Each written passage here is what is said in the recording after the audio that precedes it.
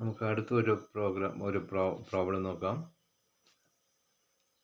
ട്രിഗണോമെട്രിയിൽ 3 rectangles are to be cut along the diagonals to make triangles which are 3 rearranged to form a regular pentagon. 3 ട്രിയാങ്കിൾസ് ഇതിൻ്റെ ഡയഗണലിൽ cut ചെയ്തിട്ട് 3 triangle. ഈ ഓരോ കഷണവും എടുത്ത് നമ്മൾ rearrange ചെയ്ത് ഒരു പെൻറ്റാഗൺ നമ്മൾ ഉണ്ടാക്കുക. The side of the pentagon is 30 centimetre. ഇത് ഒരു സൈഡ് എന്ന് പറയുന്നത് 30 സെൻറ്റിമീറ്ററാണ്. Okay, the side of the pentagon 30 should be the length of the sides. What should be the length of the sides of the rectangles? റെക്റ്റാങ്കിൾസിൻ്റെ സൈഡിൻ്റെ length കണ്ടുപിടിക്കണം. Okay, ഇതിപ്പോൾ നമ്മൾ വലിയ റെക്റ്റാങ്കിൾ അതിനടുത്ത് ഇവിടെ വെച്ചു, 2 പീസാക്കി ഈ 2 ട്രിയാങ്കിൾ.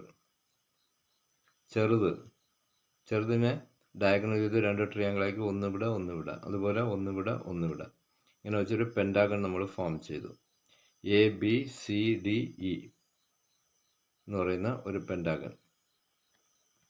ഇപ്പം നമുക്ക് കണ്ടുപിടിക്കേണ്ടത് ഇതിൻ്റെ സൈഡ്സ്, വലിയ റെക്റ്റാങ്കിളിൻ്റെ സൈഡും ചെറിയ റെക്റ്റാങ്കിളിൻ്റെ സൈഡും.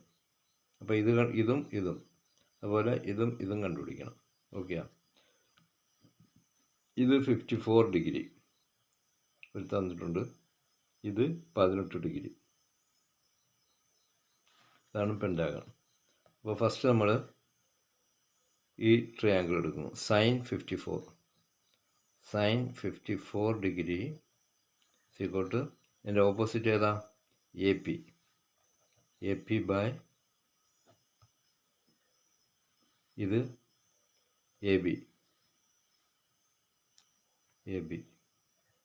that is AP by 30 centimeter.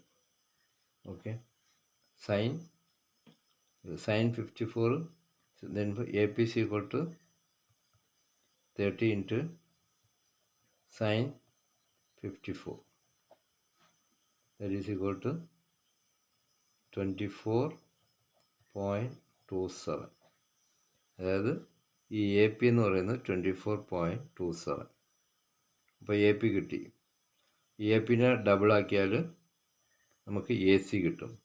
അപ്പോൾ AC is equal to 2 into 24.27, that is equal to എത്ര?